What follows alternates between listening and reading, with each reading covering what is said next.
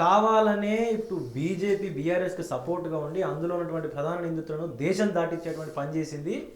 ఖచ్చితంగా వాళ్ళని బీఆర్ఎస్ ఎవరైతే దాంట్లో బీఆర్ఎస్ నేతలు ఉన్నారో వాళ్ళని, అలాగే పోలీస్ డిపార్ట్మెంట్లో ఎవరైతే ఉన్నారో వాళ్ళని బీజేపీ కనుక సపోర్ట్ చేస్తే వాళ్ళని బయట దేశాల నుంచి ఇండియాకి తీసుకొస్తాం, ఖచ్చితంగా వాళ్ళని లోపలేస్తాం అన్నట్టుగా మాట్లాడుతున్నారు సీఎం. తీసుకున్నాండి, అందరినీ తీసుకున్నాండి, విజయ్ మాల్యా గారిని తీసుకున్నాండి, నీరవ్ మోడీలను, లలిత్ మోడీలను, ఎవరున్నా కూడా తీసుకున్నాడు. అందులో మాకు ఏం సంబంధం ఉన్నది?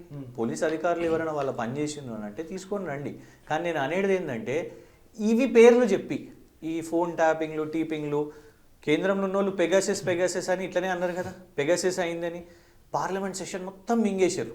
ఏ తెలంగాణ గురించి చర్చ రాలే. పెగాసెస్ అని రాహుల్ గాంధీ మాట్లాడారు, నరేంద్ర మోదీ గారు మాట్లాడారు. అట్లా మీరు టైంపాస్ చేయండి. కానీ ఈ టైంపాస్లో నువ్వు పాలనను మర్చిపోకు రేవంత్ రెడ్డి. నువ్వు రుణమాఫీ జాప్యం చేసినావు. నువ్వేమన్నావు? ఇవాళకి కూడా గ్రామాల్లో రుణమాఫీ కాలేదు అని అంటున్నారు. నువ్వు నీ రైతు భరోసా చక్కగా పడతలేదు. నువ్వు చేయాల్సిన పనులు ఎన్నో ఉన్నాయి. నువ్వు నీళ్ళ విషయం మీద ఇటీవల కరెంటు, ఇప్పుడు రేపు మనకు ఈ వేసవికాలం ఎండాకాలంలో నీళ్ళ ఇబ్బందులు కానివ్వండి, కరెంట్ ఇబ్బందులు కానివ్వండి, నీ ప్రయారిటీ ఇది.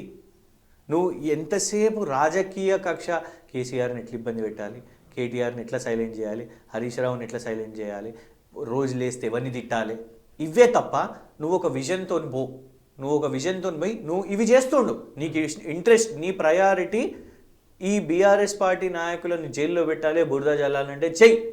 నువ్వు బురద జల్లుతూ ఉండు, మేము దుడుచుకుంటూ ఉంటాం. కానీ నువ్వు ఇంకొకటి, నీ అడ్మినిస్ట్రేషన్ పని చేయాలి కదా. నీ అడ్మినిస్ట్రేషన్ ఫెయిల్ కావద్దు కదా. నీ అడ్మినిస్ట్రేషన్ ఫెయిల్ ఎందుకు అవుతుంది? నువ్వు రెండింటిని బ్యాలెన్స్ చేయగలుగుతున్నావా? నువ్వు అప్పు అప్పు అప్పు అని కథలు చెప్తివి. అప్పుడు నీకు తెలియదా ఈ హామీలు ఇచ్చినప్పుడు అప్పులు ఉన్నాయని తెలియదా? అప్పుల గురించి కూడా తప్పుడు లెక్కలు, తప్పులు అన్ని తప్పులే. రిజర్వ్ బ్యాంక్ ఆఫ్ ఇండియా చెప్పిందండి 3 లక్షల కోట్లు అని చెప్పింది. నువ్వు ఏమని చెప్పినావు? నువ్వు అబద్ధాలు ఏమని చెప్పినావు? 65,000 కోట్లు నేను మిత్తిలకే కట్టినా అని చెప్పినావు. చెప్పిండా లేదా? 6,500 కోట్లని. మొన్న బట్టి విక్రమార్క రిలీజ్ చేసిన డాక్యుమెంట్లోనే మొత్తం ఇప్పటి వరకు వాళ్ళు కట్టిన మిత్తిల లెక్క 22,000 కోట్లు. 22,000 కోట్లు అంటే నెలకు సుమారు 18 నుంచి 2,000 కోట్లు అంతే. మేము తీసుకున్న అప్పు మిగతా 4,500 కోట్లు ఎటుపోయినట్టు, ఏఐసీసీకి పోతున్నట్టున్నాయి. ఎటుపోయినాయి? మరి రేవంత్ రెడ్డి గారు అదే చెప్పాలి. రాహుల్ గాంధీ గారికి పంపుతుర్రా? హర్యానా ఎన్నికలకు పోయినాయా? మహారాష్ట్ర ఎన్నికలకు పోయినాయా? నేను ఒకటే అడుగుతున్నా విజయ్ గారు, ముఖ్యమంత్రి అబద్ధం చెప్తే ఎవరిని అడుగుదాం చెప్పండి. ముఖ్యమంత్రి 6,500 కోట్లు నేను ప్రతి నెల మిత్తికని అంటుండు. ఉప ముఖ్యమంత్రి ఫైనాన్స్ మినిస్టర్ డాక్యుమెంట్లో 2,200 కోట్లు ప్రతి నెల అని ఉన్నది యావరేజ్. మరి మిగతా 4,500 కోట్లు ఎక్కడికి పోతున్నాయి? ఎటు దిక్కు డైవర్ట్ చేస్తున్నారు? ముఖ్యమంత్రి గారు అది చెప్పాలి. ఇంకోటి, నీ 150,000 కోట్లు ఈ ఒక్క సంవత్సరంలోనే నువ్వు తీసుకున్న 150,000 కోట్లు దేనికి ఖర్చు పెట్టినావు? మేము చెప్పినాం.